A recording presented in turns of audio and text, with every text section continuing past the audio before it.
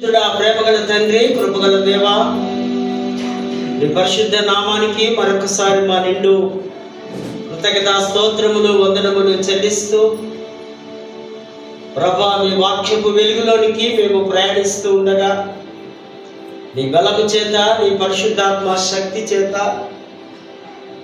దైవ గ్రంథములోని మర్మములను మేము అర్థం చేసుకొని క్రీస్తు వలె ఒక మంచి దైవికమైనటువంటి విశ్వాసములోనికి లోతుగా మేము ప్రయాణించులాగున తండ్రి కుమార పరిశుద్ధాత్మ శక్తిని, దైవ సన్నిధి, ప్రకాశవంతమైనటువంటి వెలుగుతో మమ్మల్ని నింపుతూ ఈ ఆరాధనలో మా అందరి ద్వారా మీరే ఘనత, మహిమ, ప్రభావములు పొందగలరంటూ యేసు నామమున వేడుకుంటున్నాము తండ్రి, ఆమేన్. దయచేసి కూర్చుందాం.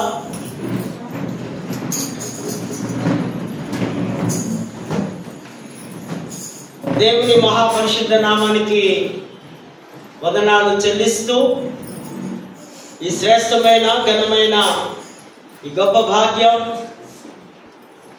పరిశుద్ధ దేవుని వాక్కును బోధించడం, ఆ వాక్కును భయంతో, భక్తితో, శ్రద్ధతో వినడం, ఈ రెండు కూడా దీవెనకరం, ఆశీర్వాదకరం. అటువంటి ఒక మహాధన్యత నాకు అనుగ్రహించినటువంటి అధ్యక్ష మండలకు పీఠాధిపతి గారైనటువంటి right reverend doctor professor Reuben Mark తండ్రి గారికి, వైస్ చైర్మన్ వినిస్టన్ అయ్య గారికి, అధ్యక్ష మండలకు DCC and town DCC Godavari chairmans అందరికీ కూడా, మరి నాయకులకు, క్లర్జీ, అధ్యక్ష మండలంలో ఉన్న ప్రతి కుటుంబాలకు, ప్రతి సంఘాలకు యేసుక్రీస్తు నామములో ఈ ఉదయకాల దైవ శుభములు, దీవెనలు తెలియపరుస్తూ ప్రత్యేకంగా సిఎస్ఐ వెస్లీ చర్చ్ జగదీగుట్ట సంఘము నాయకులు మీ అందరికీ కూడా క్రీస్తు నామములో ఉదయకాల దైవ శుభములు తెలియపరుస్తూ ప్రేమతో ఈ ఘనమైన ఆరాధనకు ఆహ్వానాన్ని అందిస్తూ ఉన్నాం. క్రీస్తునందు ప్రేమైనటువంటి వారారా, మహాకృప, గొప్ప ధన్యత ఏంటంటే మనం అందరం సజీవులుగా ఉంటూ ఈ నూతన మాసములో మొదటి పరిశుద్ధ వారములో ఈ విధంగా చేరి మొదటి ఆరాధనలో దేవుని స్తుతించాం. రెండవ ఆరాధనలో కూడా మహాదేవుని యొక్క పరిశుద్ధతను గుర్తించడానికి, ఆయనతో కలిసి ప్రయాణం చేయడానికి మరి సంఘమంతా రావడం ఇదెంతో ఆశీర్వాదకరమని నేను భావిస్తూ ఉన్నా. ఈ దినం ప్రాముఖ్యమైన అంశం, very simple theme, praise the lord, worship. ఆరాధన, ప్రభువును స్తుతించండి. Praise the lord. ఈ వర్డ్, ఈ పదం గత 30-40 సంవత్సరాల నుంచి మనకు బాగా పరిచయం అవుతూ ఉంది. ఎవరు క్రైస్తవులు కనపడ్డా, ఎవరు దేవుని బిడ్డలు కనపడ్డా ముందు పలకరింపుగా విద్య ఉన్నా, విద్య లేకపోయినా, ఈవేళ గ్రామాల్లో కూడా ఈ ప్రైజ్ ది లార్డ్ అన్న పదాన్ని మనము చూస్తూ ఉన్నాం. వాస్తవంగా ఆది సంఘ క్రైస్తవులు అనగా యేసు ప్రభు వారు సిలువ వేసి చనిపోయి వెళ్ళిన తర్వాత మొట్టమొదటిగా యెరూషలేములో సంఘము స్థాపించబడ్డప్పుడు వాళ్ళందరూ అంత్యోకయలో యేసుక్రీస్తు యొక్క శిష్యులందరూ క్రైస్తవులుగా వారు పిలువబడ్డారు. అప్పుడు ఈ ప్రైజ్ ది లార్డ్ లేదు. అప్పుడు వారు రహస్య క్రైస్తవులు. వారికి ఒక గుర్తు ఉండే, చేప గుర్తు, ఇక్తోస్ అంటారు గ్రీకులో. అంటే ఎక్కడైతే, ఏ ఇంటి మీద అయితే వారి శరీరాల మీద లేదా వారి బట్టల మీద చేప గుర్తు కనిపిస్తే వారు క్రీస్తును నమ్ముకున్నవాడు, ఈయన క్రైస్తవుడని పలకరించుకునేవారు. తర్వాత కాలంలో అందుకే చరిత్ర బాగా వినాలి అని నేను చెప్తాను. చరిత్ర చెప్పడం బుక్స్ని శోధించడం నాకు అలవాటు కనుక జాగ్రత్తగా ఈ వాల్యుబుల్ మెసేజెస్ ఇవన్నీ ఏదో ఆషామాష ప్రసంగాలు కావు. దేవుని యొక్క జ్ఞానాన్ని, దేవుని యొక్క మర్మాన్ని మనం క్షుణ్ణంగా అర్థం చేసుకోవాలి. తర్వాత కాలంలో సిలువ వచ్చింది. సిలువ గుర్తు కాన్స్టాంటినోపుల్ చక్రవర్తి 323-36 ఆ ప్రాంతంలో ఆ రోమా చక్రవర్తి క్రైస్తవుడు అన్నప్పుడు ఆయనకు దర్శనములో ఆ సిలువ ఆకారం కనబడ్డప్పుడు తల్లి హెలీనా గారు, ఇదిగో ఈయన యేసు ఆ సిలువలో చనిపోయాడని సిలువను గురించి తల్లి బోధించినప్పుడు ఆయన క్రైస్తవ లోకానికి సిలువను పరిచయం చేశారు. సో అప్పటి నుంచి నేటి వరకు, ఈ దినం వరకు ప్రతి క్రైస్తవ ఇంటిలో పరిశుద్ధ గ్రంథాల మీద లేదా వారి ఆభరణాల మీద లేదా వారి వస్త్రాల మీద సిలువ గుర్తును మనము చూస్తున్నాం. అది కాస్త తర్వాత ప్రపంచంలో వస్తూ మార్పులు చెందుతూ ప్రైజ్ ద లార్డ్ అన్న ఇంగ్లీష్ పదం, ప్రభువును స్తుతించడం, హల్లెలూయా అని తెలుగులో అంటాం. యాక్చువల్గా అది ఈ లాటిన్ హీబ్రూ వర్డ్స్ ఎలా ఉంటుందంటే హల్లెలూయా అనగా దేవుడు స్తుతింపబడును గాక, దేవుడికే మహిమ కలుగును గాక అనే పదాన్ని మనము నేటి దినాల్లో ధ్యానిస్తున్నాం. ప్రభువును స్తుతించడం, ఆరాధించడం చాలా ప్రాముఖ్యమైన అంశం. ఆరాధన అంటే ఈ కాలం ఆరాధన ట్రెండ్ మారిపోయింది కదా.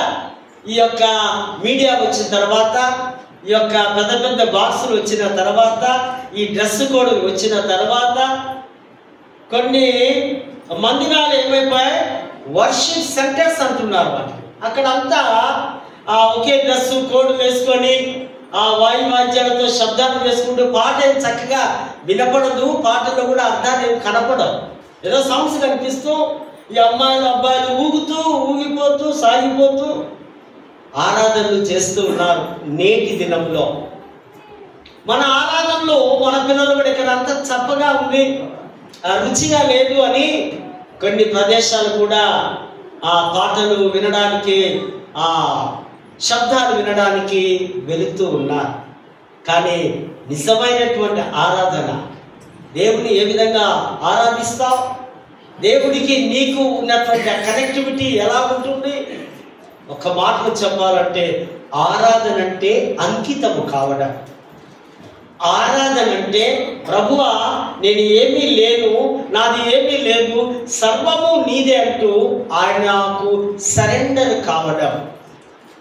ఆరాధనలో భక్తి శ్రద్ధలతో, వినయం విధేయతలతో ప్రభువును చూస్తూ, ప్రభుకు లోబడి ఆయన జ్ఞానానికి వినయ విధేయతలు కలిగి భక్తి శ్రద్ధలతో ఆయనను కొలవడం, ఆయనను పూజించడం. ఆయన నీవే పూజార్హుడము, నీవే స్తోత్రార్హుడము, నీవు తప్ప మరెవరు నాకు లేరు. ఆరాధన అంటే ఆరాధనలో ఆయన ప్రకాశవంతమైన వెలుగును చూస్తూ నీ హృదయము ఉప్పొంగే స్థితి, నీ అంతరంగంలో నుంచి ఆ యొక్క స్తుతులు కానీ, ఆ మాటలు కానీ, ఆ వాక్యాలు కానీ, ఆ ప్రేమ కానీ బయటికి కనబడుతూ ఉండాలి.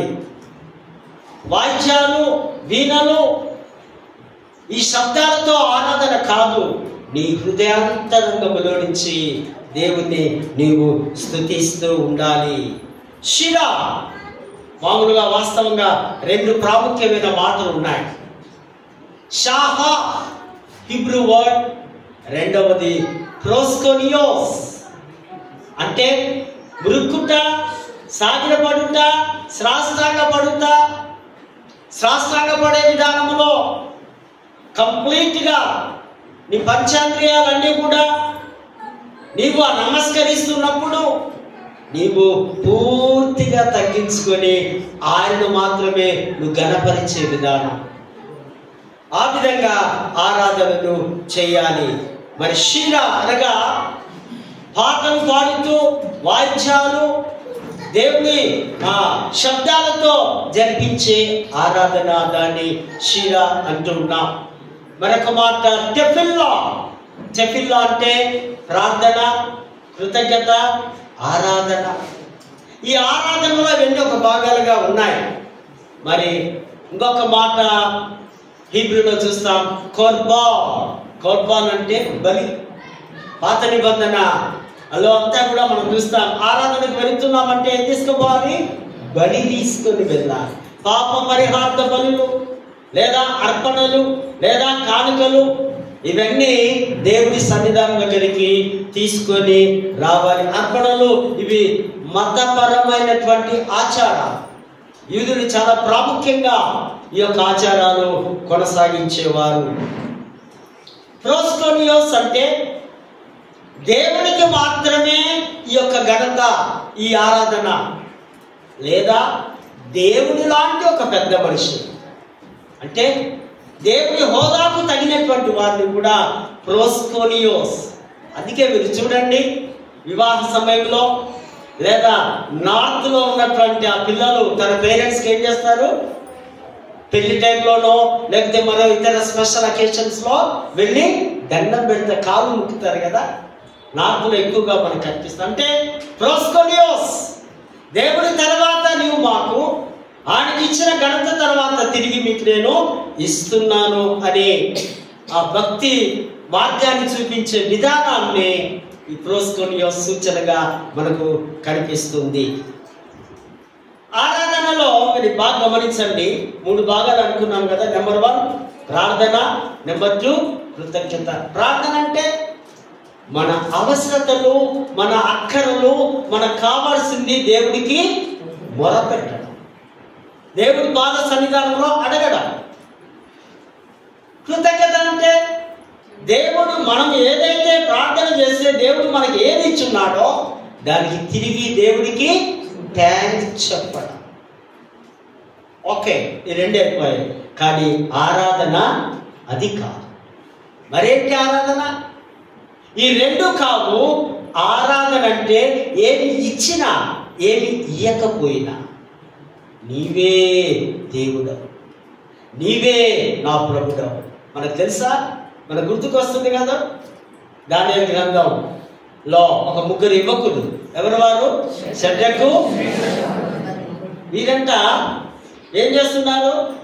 ఆ నెబుకద్నెజర్ రాజు ఒక దేవత బొమ్మ, ఆడి ప్రతిమ పెట్టినప్పుడు వారు అంటూ ఉన్నారు, రాజా, ఈ యొక్క అగ్నిగుండంలో మనం వేస్తున్నాం మంచిదే, కానీ మా దేవుడు సమర్థుడు, మా దేవుడు మమ్మల్ని విడిపిస్తాడు. ఒకవేళ విడిపించకపోయినా నీకు మాత్రం మేము నమస్కరించము, పూజించము. That is worship.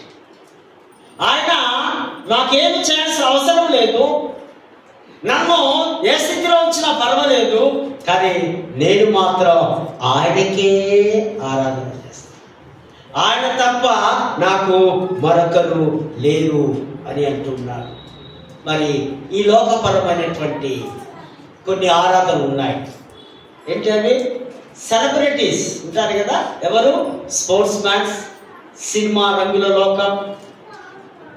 వాడెవడో తెలియదు, ఆ హీరోయిన్ తెలియదు, హీరో తెలియదు. ఎప్పుడైనా ఫోన్ చేస్తాడా మనకు?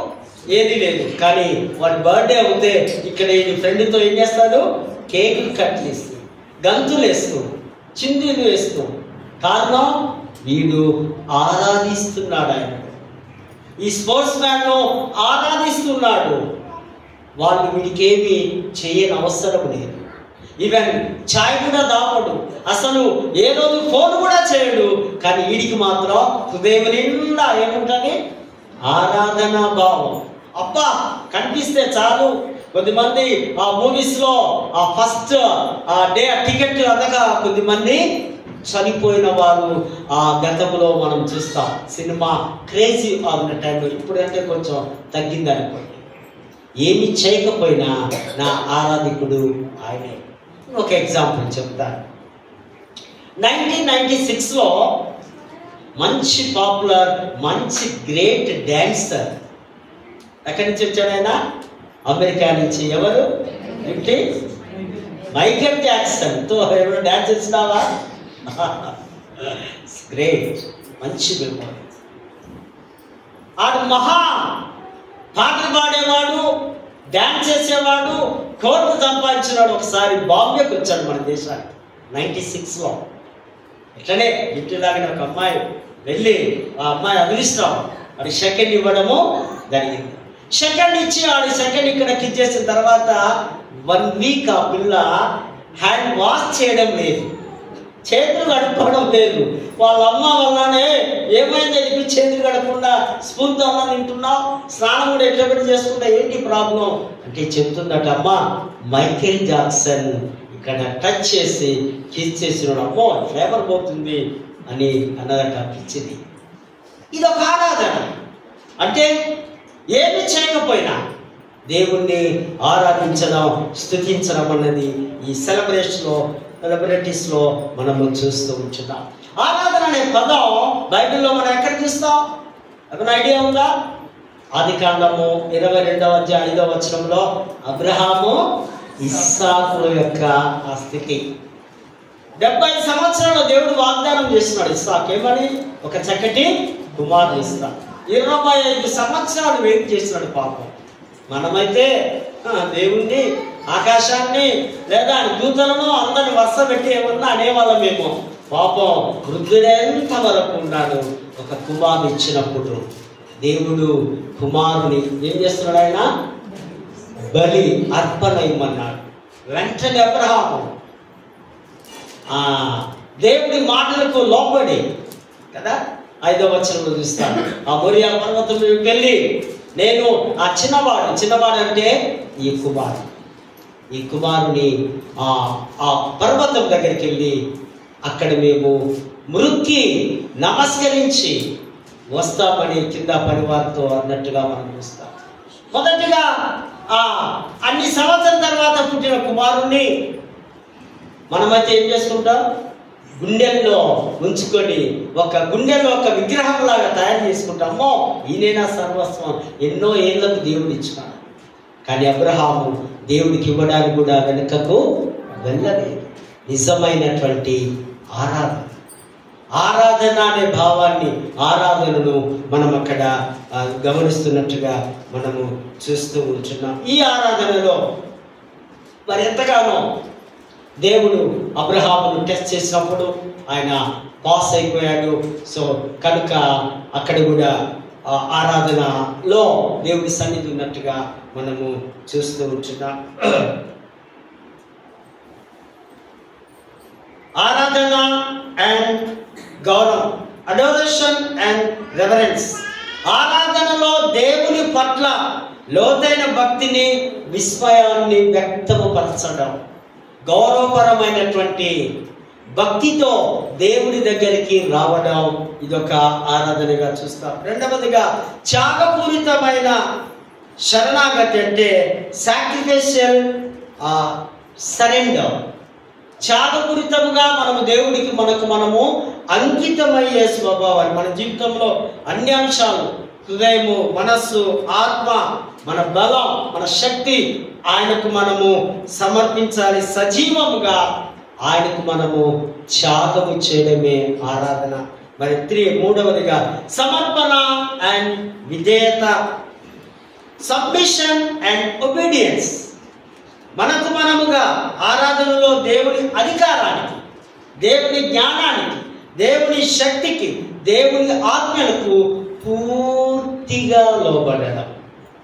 ఏ పర్సెంట్ కూడా అవిధేయత కనపరచడానికి వీలు లేదు. అందుకనే పూర్తిగా అనే పదాన్ని ఇక్కడ వాడుతూ ఉన్నారు. మరి ఆధ్యాత్మిక సంఘర్షణ మరియు పరివర్తన, స్పిరిచువల్ ఎన్కౌంటర్ అండ్ ట్రాన్స్ఫర్మేషన్. ఆధ్యాత్మిక పరముగా ఆరాధనలో దేవుని ఉనికిని గుర్తించడం, ఫలితంగా మనము రూపాంతరము చెందడం. ఆరాధనలో వాక్యం వింటూ ఉండగానే, ఆరాధనలో దైవ ఆజ్ఞలకు లోబడుతుండగానే మనకు స్వస్థత, ఆశీర్వాదములు, దీవెనలు దేవుడు ఆకాశం నుంచి కురిపిస్తూ ఉంటాడు. ఆ స్పిరిచువల్ గెయిన్స్, లాభాలు, ఇవన్నీ ప్రభు మనకు అందిస్తున్నాడు. మరి ఆరాధన యొక్క జీవన శైలి, లైఫ్ స్టైల్ ఆఫ్ వర్షిప్. రకరకాల ఆరాధనలు ఉన్నాయి. కూర్చొని ఆరాధిస్తున్నాం, నిలబడి ఆరాధిస్తున్నాం కదా, చేతులతో ఆరాధిస్తుంటున్నాం, నోటితో పెదవులతో ఆరాధిస్తుంటున్నాం. కానీ ఇవన్నీ కూడా విశ్వాసులు తమ ఆలోచనలు, తన మాటలు, తన చర్యలు బట్టి ఆరాధనలో దేవుని యొక్క షకీనా మహిమను మనము చూస్తున్నాం, కనపరుస్తున్నాం. దేవుని యొక్క స్వరూపంలోనికి మనము మార్చబడవలసినటువంటి అవసరతలు ఉన్నట్టుగా ఆ దేవుని వాక్యము సెలవిస్తుంది. ఆరాధన, వాట్ ఈస్ వర్షిప్ అని మనం అన్నప్పుడు, వర్షిప్ ఈజ్ గివింగ్. ఆరాధన అంటే ఇవ్వడం. ఏమి ఇవ్వాలి? మీ టైం ఇవ్వాలి, మీ టాలెంట్ ఇవ్వాలి, మీ ట్రెజరీ ఇవ్వాలి, మీ సమయం ఇవ్వాలి, మీ యొక్క శక్తివంతమైనటువంటి మీ యొక్క ప్రతిభను చూపెట్టాలి. మరి మీ డబ్బును కూడా దేవుడి దగ్గరికి తీసుకొని రావాలి. ఆరాధనలో ఇచ్చే విధానం. ఒకసారి యేసు ప్రభును మత్తయి సువార్త 22:19-21లో అక్కడ ఉన్నటువంటి పరిశ్రమలు, శాస్త్రులు వచ్చి అడుగుతూ ఉంటారు, ఇంతగా చెప్తున్నావు, ఇన్ని నీతి మాటలు, న్యాయమైన మాటలు, మరి పన్ను కట్టడము మరి న్యాయమా? పన్ను ఎవరు కట్టాలి, ఎలా కట్టాలన్నప్పుడు ప్రభు అంటాడు, ఒక దేనారం, ఒక నాణ్యం తీసుకురానప్పుడు అక్కడ ఆ నాణ్యాన్ని పట్టుకొస్తారు. అందులో ఒకవైపు ఎవరి బొమ్మ ఉంది? రోమా చక్రవర్తి కైసరు బొమ్మ ఉంది. మరొక వైపు ఏముంది? అక్కడ ఏదో ఆ లెటర్స్ లేదా ఆ భాష, లాటిన్ భాష పదాలు ఉన్నాయి. కానీ ప్రభు ఇక్కడ చాలా ప్రాముఖ్యంగా ఒక మంచి మాట అంటున్నాడు, కైసరికి ఇవ్వండి, దేవుడిది దేవుడికి ఇవ్వండి. మరొక వైపు ఉన్న బొమ్మ నీవు నేనే, అనగా నీవు నేనే దేవుళ్ళము. కారణం, ఆదికాండం 1:26-27 ఆయన స్వరూపములో, ఆయన పోలికలో నరులను ఆయన సృజించారు. మనక స్వరూపం మనమే దేవుడిది దేవుడికి, కైసరికి ఇవ్వాలని దేవుడు ఖచ్చితంగా అక్కడ ఉన్నటువంటి శోధించడానికి వచ్చిన ఆ పరిశ్రమతో మాట్లాడుతున్నట్టుగా మనము చూస్తూ ఉంటున్నాం. మరి నిజమైనటువంటి ఆరాధన మనకందరికీ తెలుసు. సుదీర్ఘమైన సంభాషణ చేస్తూ ఉన్నాడు. ఎవరితో? సమరయ స్త్రీతో. అక్కడ మనం చూస్తాం కదా, నన్ను ఆరాధించేవారు ఆత్మతో సత్యంతో. ఈమెమో అక్కడ గెరిజీము పర్వతం మీద మాకు తెలుసు, మేము ఆరాధిస్తున్నాం. అంతకుముందు ఆయన సంభాషణలు అడుగుతాడు, నాకు మంచినీళ్ళు ఇవ్వవా అంటే ఈమె గుర్తించింది, మీరు వేరు మేము వేరు, మేమేమో సమరయులము, మీరేమో యూదులు. ఇక్కడ చాలా వ్యత్యాసం కనిపిస్తూ ఉంది. కారణం ఏంటంటే సమరయుని చేతిలో 5 గ్రంథాలు మాత్రమే ఉన్నాయి. 5 గ్రంథాలు అంటే పంచకాండాలు. ఇవే తెలుసు వారికి. కానీ యూదులకు మాత్రం ఎన్ని ఉన్నాయి? 39 బుక్స్ ఉన్నాయి. నిజమైన ఆరాధన, ప్రవక్తల మాటలు, సేవకుల మాటలు వారికి తెలియదు. వారికి తెలిసిందంతా మోషే చట్టం, మోషే ధర్మశాస్త్రం, ఆ బుక్సే వారికి ఉన్నాయి. కనుక మేము అక్కడ గెరిజిములోనే మేము ఆరాధిస్తాం అంటే ప్రభు అది కాదు, నిజమైన ఆరాధన ఇదిగో ఇక్కడ ఉంది అని ఇక్కడ ప్రభు మాట్లాడు. మీరు తెలియని దానిని మీరు ఆరాధిస్తూ ఉన్నారు. ఒకసారి పౌలు కూడా అంటాడు కదా, ఎథెన్సు పట్టణానికి వెళ్ళినప్పుడు వారు ఒక విగ్రహాన్ని పెట్టుకొని ఆరాధిస్తూ ఉంటే పౌలు చెప్తాడు, ఎందుకు మీరు తెలియని దాన్ని ఆరాధిస్తున్నారు? తెలిసిన వాటిని ఆరాధించాలి. అవన్నీ విగ్రహాలకు మరి ఏ స్వరూపము కానీ, ఏ జ్ఞానము కానీ, ఏ ఉలుకు కానీ, ఏ పలుకు కానీ ఉండదని మరి పౌలు ఖండిస్తున్నాడు. ఇక్కడ క్రీస్తు వారు ఆ సమరయ స్త్రీతో అదే మాట్లాడుతున్నారు. మీరు తెలియని దానిని ఆరాధిస్తున్నారు. ఈ అన్య ఆరాధనలు ఉన్నాయి. యథార్థమైన ఆరాధన ఆత్మతో సత్యముతో అని సంభాషణ చేస్తూ తర్వాత ఆమె చరిత్ర అంతా తెలుసుకొని ఆమె అంటుంది, నేను ఇచ్చే నీళ్ళను ఇస్తే నీకు అవి నీకెన్నటికీ నీ దప్పిక కాదు, ఇవి జీవజలములు అన్నప్పుడు ఆమె నాకు కూడా ఇవ్వు ప్రభువా. తర్వాత ఈమె మెస్సయ్య అని తెలుసుకుంటుంది. యథార్థమైన ఆరాధన ఆత్మతో సత్యముతో ఆరాధించాలి. సత్యాన్ని గ్రీకులో అంటున్నారు ఈ మాట అలీతయ్యా. అలీతయ్యా అనే మాటకు ఇది దైవ లక్షణం క్రీస్తులో ఉద్భవించింది. క్రీస్తు అంటున్నాడు నేనే సత్యం కదండి. వారు తప్ప మరెక్కడ ఎవరు కూడా సత్యవంతుడు ప్రపంచంలో లేడు. కనుక నీ ఆరాధనలో సత్యం ఉండాలి. సత్యం అంటే క్రీస్తు మీ మధ్యలో ఉండాలి. అలీతయ్యా పరిశుద్ధులతో అంతర్గీనమైనది. దీని మీదనే సువార్త కేంద్రీకృతమవుతున్నది. సత్య సువార్త బోధించడానికి నీవు సత్యవంతుడవై ఉండాలి. నీలో సత్యం ఉంటేనే ఈ శుభవార్తను, ఈ ఘనమైన వార్తను నీవు అనేకులకు అందించగలవు. క్రీస్తుతో నవజీవనము గడపగలవు అనే సత్యాన్ని నీవు ప్రకటించేవాడముగా ఉండాలి. మరి అదే విధంగా ఆత్మ యథార్థమైనటువంటి ఆత్మతో, అంటే ఆత్మ అనగా పరిశుద్ధత, దేవుని సేవిస్తూ దేవుని మాటని పలుకుతూ దేవునితో ఆత్మను కలిగి నడవడమే ఈ యొక్క శ్రేష్టమైనటువంటి పరిశుద్ధాత్మని దేవుడి వాక్యము సెలవిస్తూ ఉంటుంది. ఈ మనకందరికీ తెలుసు కదా, అపోస్తల కార్యము 5:3 ఒక చిన్న అబద్ధమాడి వారు ప్రాణాలు తీసుకున్నారు. ఎవరు వారు? అననీయ సప్పీరా. చూడండి అసత్యం ఎంత పని చేస్తుందో.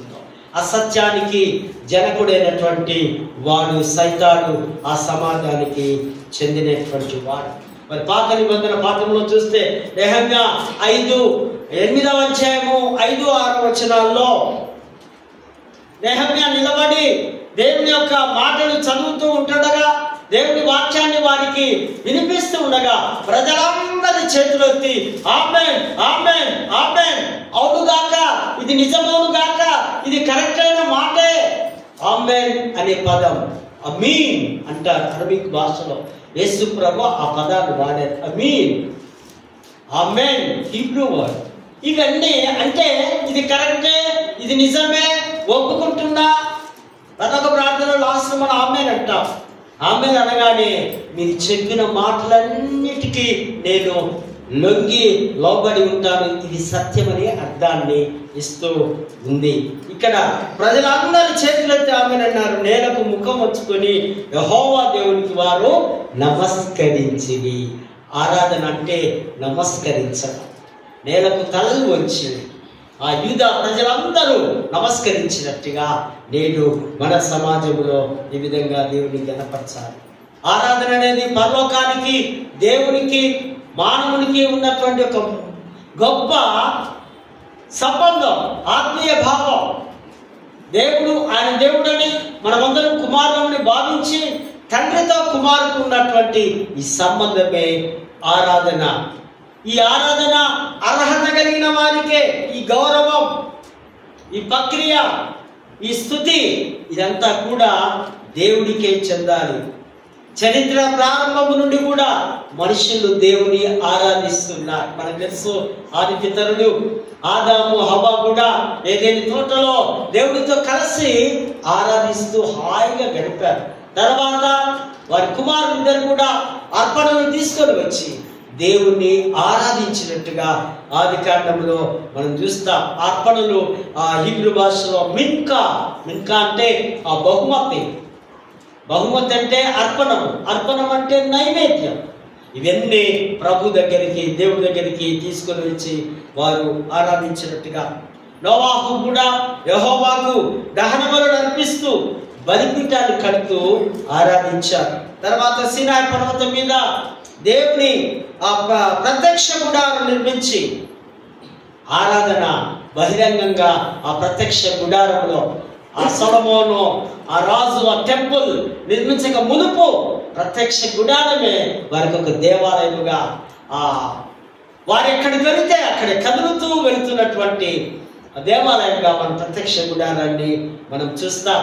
సబ్బాతు ఆరాధన దినాన క్రమం తప్పకుండా బలులు అర్పించేవారు. ఆ దినాలు అదొక ఆరాధనగా, ఈ ఆరాధన యెరూషలేము మందిరము చుట్టూ జరుగుతూ ఈ మత ఆచారాల ద్వారా దేవుణ్ణి ఆరాధించేవారుగా లేఖన భాగాల్లో మనం చూస్తూ ఉంటున్నాం.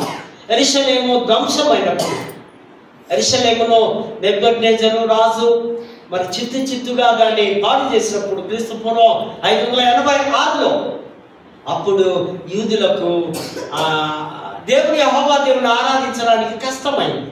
అప్పుడే ఆ సమాజ మందిరాలు సినగోగులు వెలిశాయి. సినగోగు అనే మాట బైబిల్లో మనం చూస్తాం. సమాజ మందిరాలే సినగోగా, సున్ అగో అంటారు గ్రీకులో. అంటే సమాజ మందిరాలు, సమాజంగా ఒక మందగా యూదులు ఎక్కడ 10 మంది చేరుతారో అక్కడ దేవుణ్ణి ఆరాధించేవారు, దేవుణ్ణి స్తుతించేవారు. తర్వాత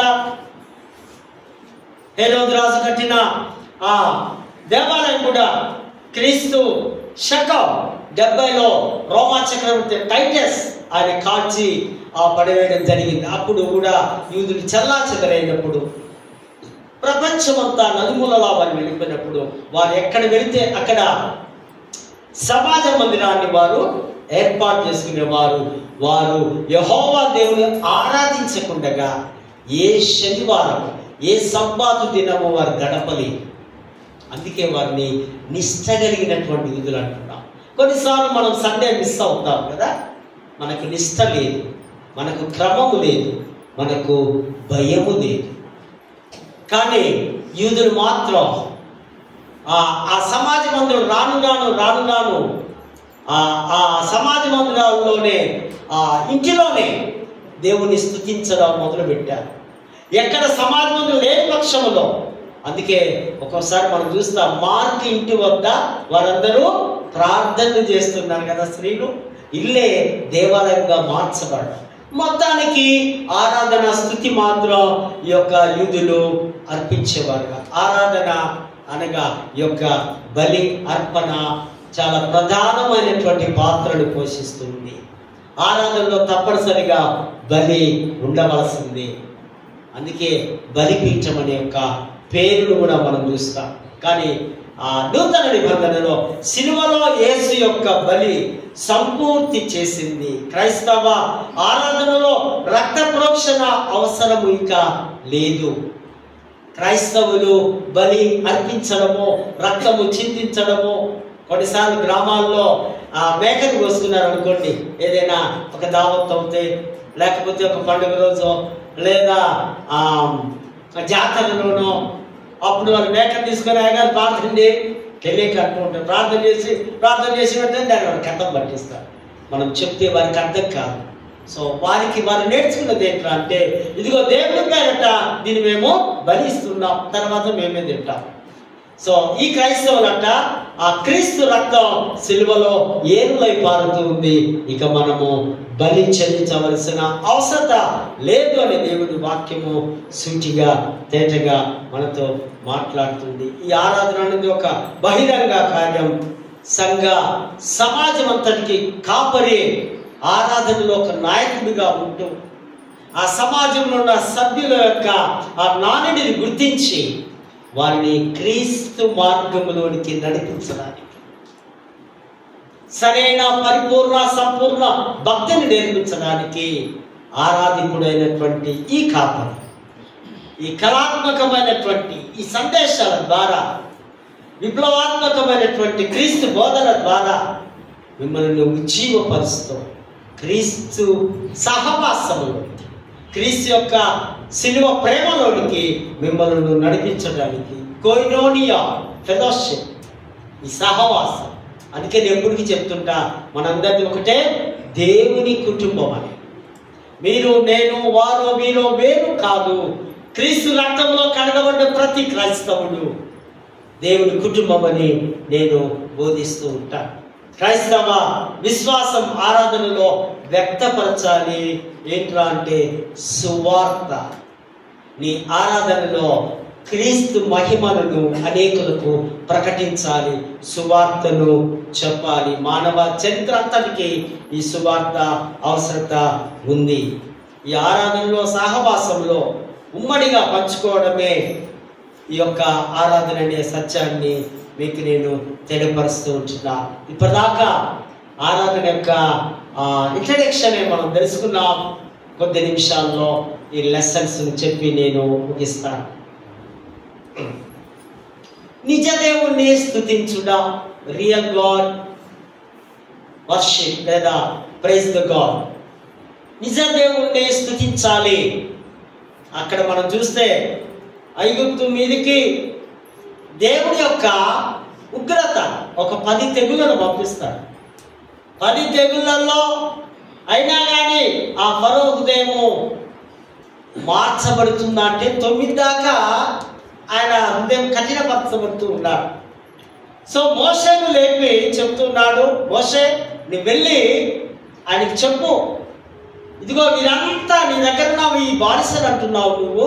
కాదు కాదు, వారు దేవుని బిడ్డలు, మావారు, మా బిడ్డలను మాకు వదిలేయండి, మేమందరం కలిసి మా దేవుణ్ణి మేము ఆరాధించాలి, దేవుని మేము స్తుతించాలి, మా బిడ్డలను మాకు పంపించండి అని మోషే చాలా మర్యాదగా చాలా గొప్ప మనసుతో అడుగుతూ ఉంటే ఆయన ఊరుకుంటాడా? ముందే ఫరో కదా, ముందే విగ్రహాలతో నిండినవాడు, సకల దేవుడు దేవతలు ధరించుకున్నవాడు. ఆ ఫరో రాజు హృదయం కఠినమై లో ఉన్నప్పుడు తర్వాత చెప్తున్నాడు, బాబు జాగ్రత్త, దేవుడి మాటలు వినకపోతే నీ పశువులన్నీ, మీ ఎద్దులు లేదా మీ గుర్రాలు, మీకు కావలసినవి దేవున్నాయో అన్నిటి వీటికి దేవుడి ఉగ్రత వస్తుంది, దేవుడు కోపము దిగి వస్తుంది. ఏ దేవత మిమ్మల్ని కాపాడదు. నువ్వు అనుకుంటున్నావా నాకు మా దేవుడు మా దేవతలు ఉన్నారని? నువ్వు ఆలోచిస్తున్నావా నేను చాలా పవర్ఫుల్ కింగ్నానే? కానీ జాగ్రత్త, యెహోవా దేవుని యొక్క కోపము నువ్వు చూడలేదు కనుక నీ పశువుల మీ మీదకి, మీ దేవతల మీదకి తెగులు వస్తుంది, ఉగ్రత వస్తుంది, అవన్నీ కాల్చివేయబడతాయి, అవన్నీ నాశనం అయిపోతాయి అన్నప్పుడు ఆయన ఒప్పుకోలేదు, అంగీకరించలేదు. తర్వాత ఫలితంగా ఫరో హృదయం మళ్ళీ కఠినమైపోయింది. తర్వాత ఆయన చెప్పినట్టుగా 6వ వచనంలో ఆ పశువులన్నీ, ఐగుప్తులో ఉన్న పశువులన్నీ చనిపోయాయి. ఇజ్రాయెల్ పశువులన్నీ భద్రముగా ఆ శాఖలో, ఆ కాంపౌండ్లో అవన్నీ సురక్షితముగా ఉన్నాయి. అర్థం చేసుకోవాలి, దేవుడి కోపము మన మీదికి దిగి రాకూడదు. దేవుడు ఒకసారి వార్నింగ్ ఇచ్చినప్పుడు, దేవుడి కోపం ఒకసారి దిగి వస్తుంది నీ మీదికని, మీ ప్రవచనాలు మీ మీదికి వచ్చినప్పుడు మనము లోబడాలి. మొన్ననే మనం చూస్తున్నాం కదా, కాలిఫోర్నియాలో దేవుని యొక్క కోపము రీసెంట్గా సెకండ్ కమింగ్కి వెళ్ళి సూచనలు, ఇంకా చాలా టైం పడుతుంది. ఇటువంటి అన్ని ఎన్నో జరగవలసినటువంటి ఉన్నాయి. నెక్స్ట్ ఒకటే మాట అన్నారు, God is zero, God is down అన్నప్పుడు దేవుడు ఆ మాటను వినడం, యెహోవా కన్నులతో పాటు చెవులు కూడా విని అక్కడి నుంచి ఉగ్రత దిగి వచ్చి నాన్ స్టాప్ లాగా ఇప్పటికే ఏమన్నా ఆ సెగలు పొగలు కనిపిస్తున్నాయేమో, ఎంతో నష్టం జరిగింది. మరి మొన్న కూడా నేను ఎందులోనో రీల్స్లో ఏదో చూస్తాను, ఒకడెవడో సాగు అట్లా పెట్టుకొని కొరడా తీసుకొని దాన్ని పోయి వాళ్ళందరినీ కొడుతూ ఉన్నాడు. వాళ్ళందరూ అమ్మో ఇది స్వామి దేవుడని ఏమీ అనకుండా ఉన్నారు. ఎంత పిచ్చి ప్రజలుగా మన భారతదేశంలో మనం చూస్తూ ఉంటున్నాం. సో కనుక దేవుడి మాటకు మనం లోపడితే దేవుని ఉగ్రతను మనము తప్పించుకున్న వారం అవుతాం. ప్రాముఖ్యమైనటువంటి అంశం మరొకటి ఉంది. ఇక్కడ మనం చూస్తున్నాం పత్రికల పాఠం. పత్రికల పాఠంలో ఏం చూస్తున్నాం మనం? ప్రకటన గ్రంథం. ప్రకటన గ్రంథం ఎవరికైనా అర్థమవుతుందా? కొన్ని దయ్యాల మూవీస్ ఉంటాయి. మీరు పిల్లలతో కూడా సినిమాకి వెళ్ళారు అనుకోండి, ఆ సౌండ్, ఆ శబ్దం, ఆ పాటల మరి కింకర్ లాగా దయ్యం వస్తే పిల్లలు ఏమవుతారు? వాళ్ళు భయపడమో మమ్మీ డాడీని పట్టుకున్నట్టుగా. ప్రకటన గ్రంథం చాలా కష్టమైనది, చాలా భయం వేస్తుంది. 65 పుస్తకాలు కొమ్మలవుతే, 65 పుస్తకాలు కదా మొత్తం, 65 పుస్తకాలు బ్రాంచెస్ కొమ్మలవుతే, ప్రకటన గ్రంథం మాత్రం కాండం. అది దాని మీదనే ఈ బుక్స్ అన్ని అల్లుకొని ఉన్నట్టుగా వర్ణీకరించారు పండితులు. ప్రకటన గ్రంథం అర్థం కావాలంటే దానికి ముందు మీరు దానియేలు గ్రంథము, జకర్యా గ్రంథము, యెహెజ్కేలు గ్రంథం ఈ 3 చదివితేనే ఇది మీకు అర్థమవుతుంది. ఇది అర్థం కావడం చాలా కష్టం. యేసు ప్రభు యొక్క రాకడ సెకండ్ కమింగ్ లో యోహాను అనే ప్రియమైన శిష్యుడు పద్మాసు అనే ఆ ద్వీపంలో, ఇప్పుడు అది ద్వీపం లేదంట టుడే, అక్కడ కూడా ఫ్యామిలీస్ ఉన్నారని హోలీ ల్యాండ్ ఆ ప్రాంతంలో వెళ్ళి చూసిన వారు చెప్తూ ఉన్నారు. ఒకప్పుడు అది ఐలాండ్ ద్వీపముగా ఉంది. ఆ ద్వీపానికి డొమిషియన్ చక్రవర్తి, రోమా చక్రవర్తి ఆయన్ని చంపలేక, చంపినా ఆయన చావడని, ఇట్లా కాదు ఈయన పద్మాసు ద్వీపంలో పడేయాలి తీసుకుపోయి, ఆ చుట్టూ నీరు ఉంటుంది, అక్కడ ఏ ఆహార పదార్థాలు కూడా దొరకని స్థలం అంటూ క్రీస్తు శకం 90-96 ఆ మధ్యలో ఆయన అక్కడ పద్మాసు ద్వీపంలో ఉన్నప్పుడు అక్కడి నుంచి ఈ ఫైనల్ ఈ పత్రిక, ఈ బుక్ను రాస్తూ ఉన్నాడు. గ్రీకు భాషలో అపోకలిస్ అంటే ప్రత్యక్షీకరణ, తెర తొలగించుట, టు ఓపెన్, ముసుగు తొలగించుట. క్లియర్. ప్రభు చెప్తూ ఉంటే ఈయన రాస్తూ ఉన్నాడు. ప్రకటన గ్రంథం మాటలంతా కూడా యేసుక్రీస్తు నోటిలో నుంచి వచ్చే ఆని ముత్యాలు, బంగారు పలుకులు. ఇది ఏదో 10 నిమిషాలు, అర్ధగంట, గంట ప్రసంగాలు కావు. చాలా సుదీర్ఘమైనటువంటి ఈ సెకండ్ కమింగ్ గురించి ఈ ప్రకటన గ్రంథంలో మనము చూస్తూ ఉంటూ ఉన్నాం. క్రీస్తు రాకడను ఈ బుక్ మనకు చూస్తుంది. ఇక్కడ మనం చదవబడినటువంటి ఈ 5వ అధ్యాయము 1 నుంచి 4 చాప్టర్స్ లో మనం చూస్తే యోహాను పొందిన దర్శనం 7 సీల్స్, 7 ముద్రలు. ఒక్కొక్క ముద్ర విప్పుతూ ఉంటే కథ కనిపిస్తుంది మనకు. ఏ ముద్రలో ఏముందో, ఏ ముద్రలో ఏ శాపము ఏది దిగి వస్తుందో. ఇది తీర్పు పుస్తకం. ఈ పుస్తకము తర్వాత ఆ మహాదేవుడు పరలోకం నుంచి భూలోకానికి దిగి వస్తున్నటువంటి ఈ పుస్తకాన్ని ఇక్కడ చూస్తే యోహాను దర్శనం పొంది, యోహాను దర్శనము ద్వారా మరి ఇదే మాట యెహెజ్కేలు 2:9-10లో కూడా ఈ 7 ముద్రలు దేవుని చేత ముద్రించబడ్డాయని యెహెజ్కేలు ప్రవక్త కూడా రాస్తూ ఉన్నటువంటి ఈ గ్రంథాన్ని. ఇందులో లోకానికి తీర్పు ఎలా ఉంది, పరిశుద్ధులకు ఏ విధంగా ఆశీర్వాదాలు వస్తున్నాయి, అసలు ఇందులో ఏముందో అంటూ యోహాను ఏడుస్తూ ఉన్నాడు. దీన్ని విప్పేవాడే లేడా, ఈ ముద్రను, ఈ సీల్ను తీసేవారు లేరా? మనకు తెలుసా, మనకు అర్థమయ్యే రీతిలో మున్సిపల్ డిపార్ట్మెంట్ వారు, నువ్వు ట్యాక్స్ కట్టలేదు ఒక 5-10 ఇయర్స్ నుంచి కదా, మన సెక్రటరీ గారు వచ్చి అక్కడ సీల్ వేసి దానికి బయట క్లాత్ అంతా చుట్టి ఆ గేట్కు డోర్కు వెళ్ళిపోతారు. దాన్ని మళ్ళీ వారే వచ్చి ఓపెన్ చేయాలి. ఆడవుడు మేము ఓపెన్ చేసి మేము లోపల ఉంటాం అంటే మాత్రం నువ్వు చక్కగా అత్తగారింట్లో కూర్చోవాలి. పెద్ద కేసు అవుతాయి. గవర్నమెంట్ ఆముద్రలాగా రోమా సామ్రాజ్యంలో అక్కడ ఆ కాలంలో కూడా కొన్ని ముద్రలు వేసేవారు. ప్రతిదానికి ఒక ముద్ర. ఇక్కడ యేసు ప్రభు ఆ ముద్రను విప్పడానికి యోగ్యుడు. ఆ కీ ఆయన దగ్గరే ఉంది, మరెవరి దగ్గర లేదు. ఎట్లా ప్రభువా అని ఈ యొక్క భక్తుడు యోహాను ఏడుస్తున్నట్టుగా ఇక్కడ మనం చూస్తా ఉంటున్నాం. ఒక్కొక్క ముద్ర అందులో చూస్తాం. 2-4 గ్రంథం ఇప్పుటకు ఎవడు యోగ్యుడు, మనుషులు ఇది ఓపెన్ చేయడానికి వీలు లేదు, ఇది దేవదూతలు కానీ లేదా ఆ క్రీస్తు కానీ రావాలని మరి యోహాను ఎంతగానో భూమి మీద ఎవరికి శక్తి లేదు, ఇది సరాసరి ప్రభు దగ్గరికే రావాలని యోహాను ఏడుస్తూ రాస్తూ ఉంటూ ఉన్నాడు. యోహాను అంటే మన యోహాను కాదు, భక్తుడైనటువంటి యోహాను. ఆయన ఇక్కడ రాస్తున్న మాటలు మనం చూస్తూ ఉంటున్నాం. లోకానికి తీర్పు ఆ గ్రంథంలో ఉంది.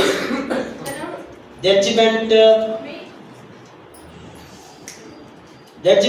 తీర్పు అందరికీ వస్తుందని ఈ గ్రంథం ద్వారా మనము గ్రహించవలసిన అవసరత ఉంది.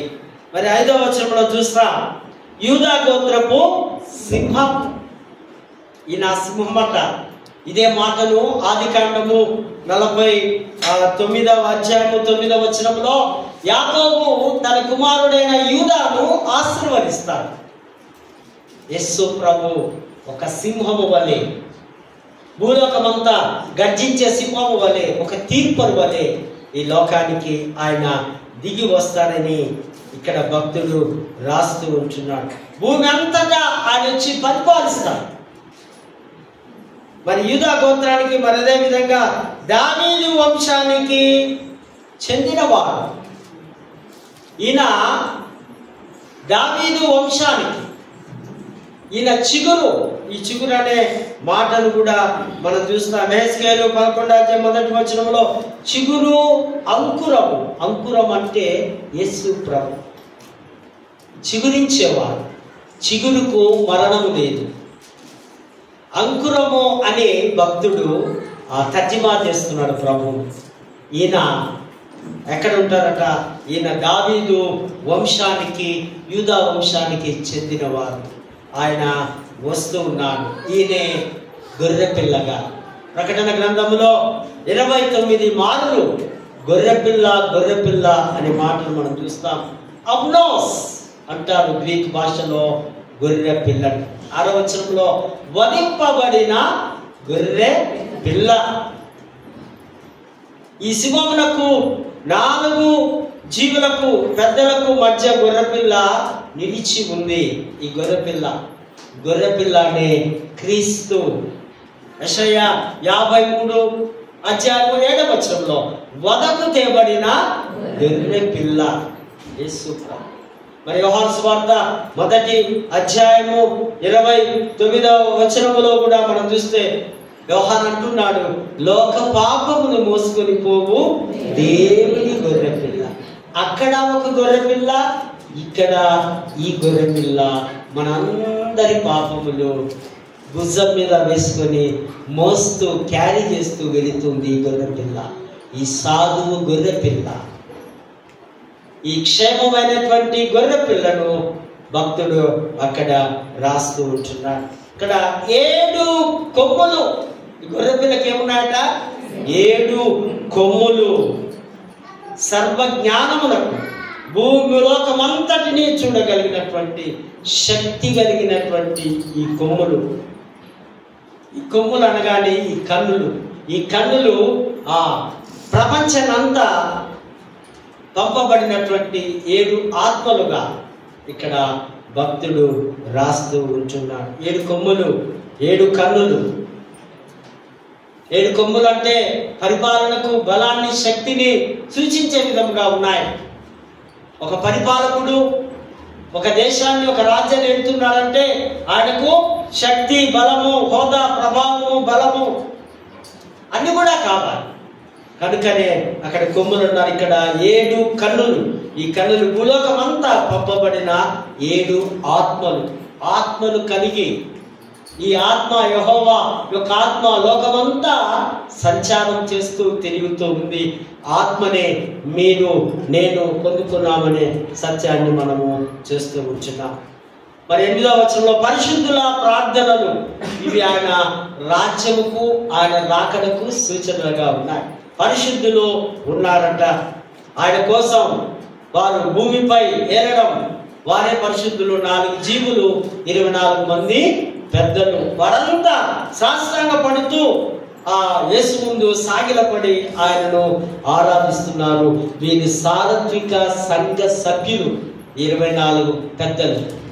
వీరి చేతిలో బలమైనటువంటి ప్రార్థన ఆయుధములు ఉన్నాయి. వీరు ప్రతినిత్యము ఆ దేవుణ్ణి యేసును ఆరాధిస్తున్నట్టుగా ఆ సువర్ణ పాత్రను చేత పట్టుకొని గణపరిచేవారుగా మనము లేఖన భాగాల్లో చూస్తున్నాం. 9వ వచనంలో వీరంతా క్రొత్త పాటలు క్రొత్త యేసుకు పాడుతూ ఉన్నారు.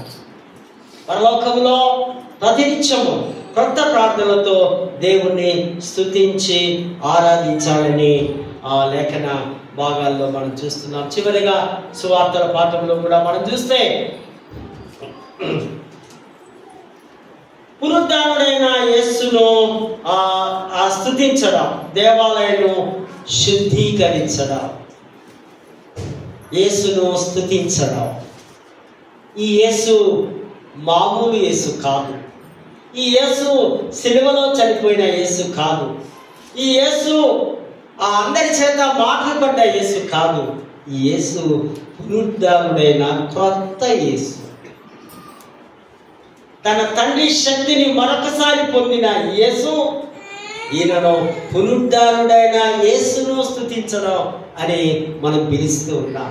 ఈయన దేవాలయాన్ని శుద్ధీకరిస్తూ ఉన్నాడు. దేవాలయంలోనికి ఆయన రావడంతోనే అక్కడ ఆ దేవాలయాన్ని మలినము చేస్తున్నారు. నా తండ్రి ఇంటిని, దేవాలయాన్ని ఇంటిగా పిలుస్తున్నాడు ప్రభు. మీరేం చేస్తున్నారు? దొంగల గుహగా మారుస్తూ, వ్యాపారాలు చేసుకుంటూ, మోసాలు చేస్తూ, అసత్యాలు చేస్తూ, రూకలు మార్చుకుంటూ కదా రకరకాలైనటువంటి అపరిశుద్ధతతో దేవాలయం అంతా పాడు చేస్తున్నారని ఆయన ఉగ్రుడై యేసు ప్రభు కోపపడి, యేసు ప్రభు యొక్క కోపాన్ని చూడాలంటే మనం ఇక్కడే చూడాలి. మరెక్కడ కూడా ఆయన కోపడినట్టుగా అంతగా మనకు కనిపించదు. ఆ కొరడాలు తీసుకొని వారిని కొట్టడానికి ప్రయత్నిస్తూ తండ్రి దేవాలయాన్ని శుద్ధీకరించడానికి క్రీస్తు కోపాన్ని ఇక్కడ మనం గమనిస్తూ ఉంటున్నాం. టెంపుల్, దేవాలయం. ఇజ్రాయెల్ ప్రజలు సీనాయి అరణ్యంలో ప్రత్యక్ష గుడారం వారికి టెంపుల్గా ఉన్నది. తర్వాత సొలొమోను దేవాలయం వారికి టెంపుల్గా ఉన్నది. తర్వాత హేరోదు రాజు కట్టిన దేవాలయం వారికి టెంపుల్గా ఉన్నది. తర్వాత సినగోగులు, తర్వాత సమాజ మందిరాలు, తర్వాత క్రైస్తవ విశ్వాసి హృదయమే వారి దేవాలయం. హల్లెలూయా, ప్రైజ్ ది లార్డ్. క్రైస్తవ హృదయమే, మీ హృదయమే మీ ఆలయం. మీ హృదయంలో ప్రభు నివసిస్తూ ఉన్నాడు. ఆయన నివాసం చేయడానికి ఇష్టపడుతున్నాడు. దేవాలయాలు మార్పు చెందుతూ వస్తున్నాయి. చివరిగా నీ ఆత్మలో, నీ హృదయంలో, నీ సింహాసనం మీద ఆయన కూర్చోడానికి ఇష్టపడుతూ ఉంటూ ఉన్నాడు. ఆయనే పరిపూర్ణ సంపూర్ణమైనటువంటి దైవత్వం కలిగి మీ హృదయాలలో స్థిరంగా ఉండడానికి ప్రభు వస్తూ ఉంటున్నాడు. అలనాడు దేవాలయ బలులు అవుతే ఈనాడు నీ హృదయంలో యేసే ఒక బలిగా, యేసే ఒక మీకు ఇస్తున్నటువంటి పరలోకంగా మీరు భావించి క్రీస్తును మీరు స్తుతించాలి. ప్రతి విశ్వాసి జీవితంలో తన హృదయంలో గుడిలాగా నివాసము చేసుకొని సమస్త జనులకు ఆరాధన స్థలముగా మన హృదయము, మన మాటలు, మన ప్రవర్తనలు, మన ఆరాధనల ద్వారా అనేకులు మనలోనికి రావడానికి అటువంటి యొక్క స్థితిని మనము కలిగి ఉండాలి. 9వ వచనంలో 19వ వచనంలో అంటున్నాడు, ఈ దేవాలయాన్ని పడగొట్టి 3 రోజుల్లో నేను తిరిగి లేపేస్తా, కట్టేస్తా. ఇది ఆధ్యాత్మికమైన బోధ. థిలాజికల్ వర్డ్ ఇక్కడ తన శరీరం అనే ఆ దేవాలయం. నేను చనిపోయి తిరిగి 3వ దినమున లేస్తా. కానీ యేసు ప్రభు మాటలు ఆనాటి వారికి, ఆ యూదులకు అర్థం కాదు. ప్రేమైనటువంటి వారు, మనం ఆ దేవునిలో, ఆ క్రీస్తులో పరిశుద్ధాత్మకు నిలయంగా ఉంటూ దేవుణ్ణి స్తుతిస్తూ, గణపరుస్తూ, ఆరాధిస్తూ ప్రతినిత్యము ప్రైజ్ ది లార్డ్, ప్రభుకు మాత్రమే మా స్తుతి ఘనత ఆరాధన అంటూ ఎప్పుడైతే మనం ప్రభులో ఉంటాం, అప్పుడు దేవుడు తప్పనిసరిగా దేవుడు వాగ్దానం ఇస్తున్నాడు, నేను నుండి చోటికి మిమ్మల్ని తీసుకొని వెళ్తా. ఇది మీరు నేను అన్న మాటలు కావు, దేవుడే సాక్షాత్తు ప్రభువే తన నివాసంలోనికి మనం తీసుకొని వెళ్తాం. అటువంటి కృప, పరిశుద్ధాత్మ నడిపింపు, దైవాశీస్సులు దేవుడు మనకు సమృద్ధివంతంగా అనుగ్రహించును కాక. చిన్న ప్రార్థన చేస్తాను. దయగల తండ్రి, ప్రేమగల దేవా, నీకు వందనాలు నాయన. ఇంత మటుకు ప్రభువా, ఈ వాక్యము ద్వారా మేము బలపడ్డాం. ప్రతినిత్యము మేము దేవుడి స్తుతిస్తాం ప్రభువా. అనేకమైనటువంటి అద్భుతమైనటువంటి ఆరాధన గురించి అనేక సత్యాలు మేము నేర్చుకున్నాం. మాకు దేవుడు స్థిరపడడానికి సహాయం చేస్తాం. మరొకసారి చేరవచ్చిన ప్రియబిడ్డలందరినీ దీవించగలరు. క్రీస్తు నామమున వేడుకొంచున్నాము తండ్రి.